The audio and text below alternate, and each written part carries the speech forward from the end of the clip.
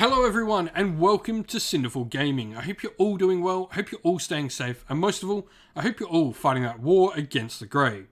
Today's video we're going to talk start collecting Warhammer Age of Sigmar, and today we're going to look at the mushroom-loving Gloomspite Gitz, and in particular their brand new Vanguard box set. Now in this video we're going to go through, talk about all the contents of the box set, talk a little bit about what you can build in these units and how they work on the tabletop, before having a look at some other units we can use to expand upon this initial box set. We'll then finish off the video with a little sample 1000 point armor list for you to use, hopefully as some inspiration for starting your own Gloomspite Gitz army in Warhammer Age of Sigmar. And with that said, first of all, we get a Loonboss. This is a character model, and at current, he would be a Galatian champion. He's unmounted, and he's well under the amount of wounds. Now, he's got a 4-up save, 5 attacks, with a 2-inch range, and a decent damage profile.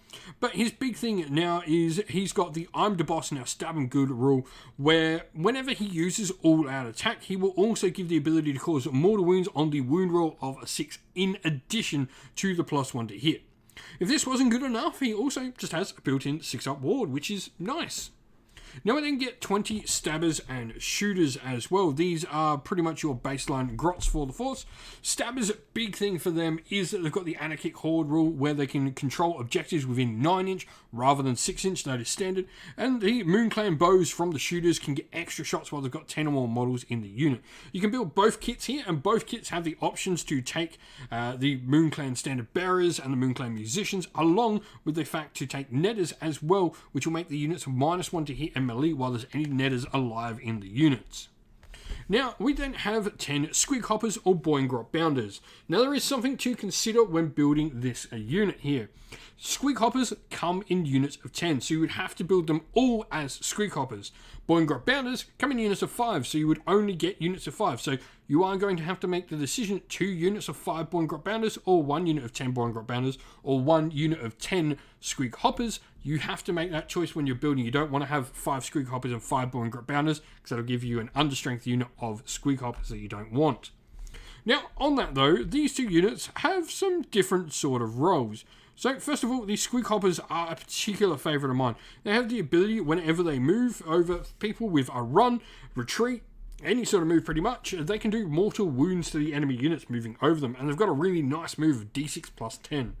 Now, the Boy and Grot Bounders, on the other hand, they are much more fighting in combat. They are effectively, I guess, Squig riding knights. That are still goblins. That's still worth remembering. But Squigs are Squigs, and Squigs do damage, so they're a decent little cavalry, punchy, and nice hammer unit for you to have access to. Now, the Rockgut Troggoths are another unit we get inside the box set, and these definitely provide you with a solid anvil. 4+ save, the ability to regenerate every turn, and also a nice 5-up ward on them. They're a really solid unit. They can also do a couple of mortal wounds here and there throughout the game, thanks to their throw and boulders ability, but all in all, they're a really solid anvil where the rest of your stuff is pretty either much going to be an offensive unit or not the greatest anvils in the world.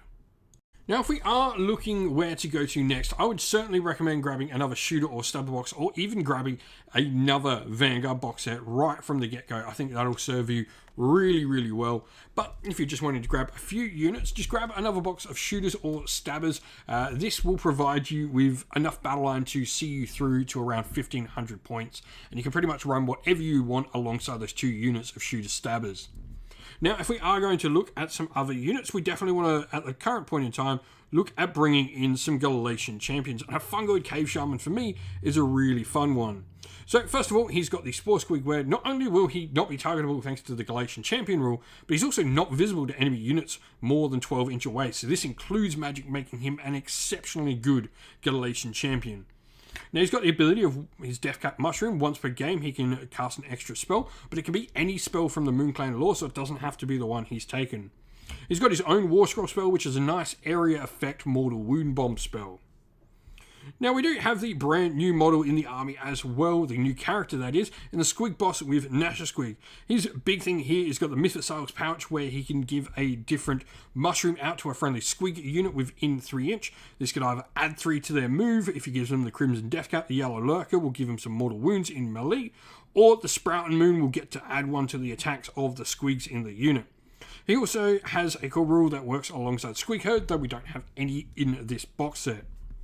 And lastly, we have the Snarlfangs, the other new unit that's come out here in the new release for the Gloomspite Gitz. And the Snarlfangs are quite fun.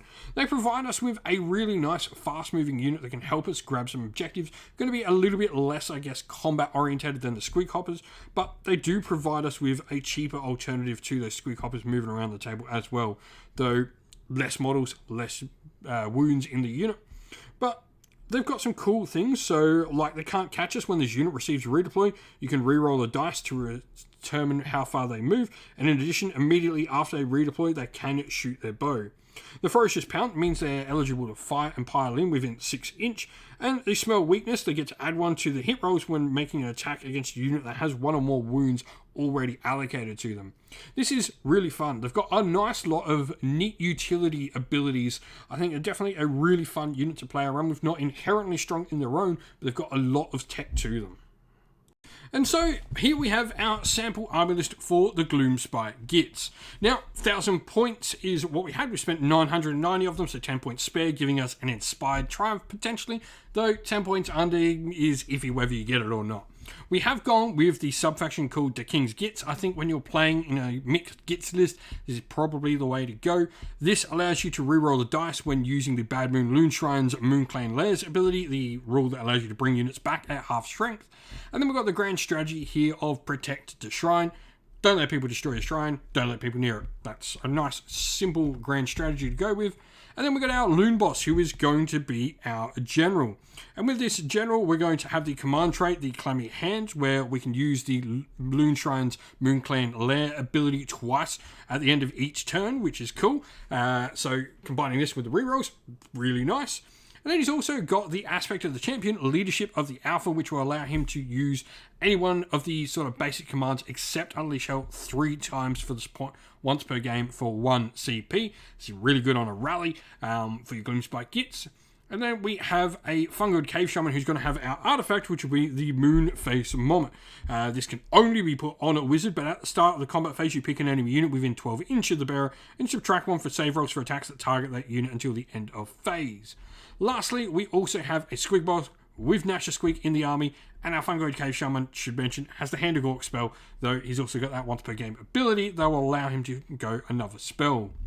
Now, 2 units of 20 stabbers. Really, weapon-wise, it's up to you what you want to put on them. Netters are the most important thing you have in that unit, though. And then we have 10 Squig Hoppers as well. Now we've then got 3 Rockgut Troggoths and 5 Snarlfang Riders to round out the army. I mean, we still have 5 units, so we still can fit everything here in a battle regiment, which is awesome. Meaning we are a 1-drop army, and we're going to get that all-important decision on how the game is going to start, who's going to have first turn, how the pace and the tempo of the game are going to be dictated.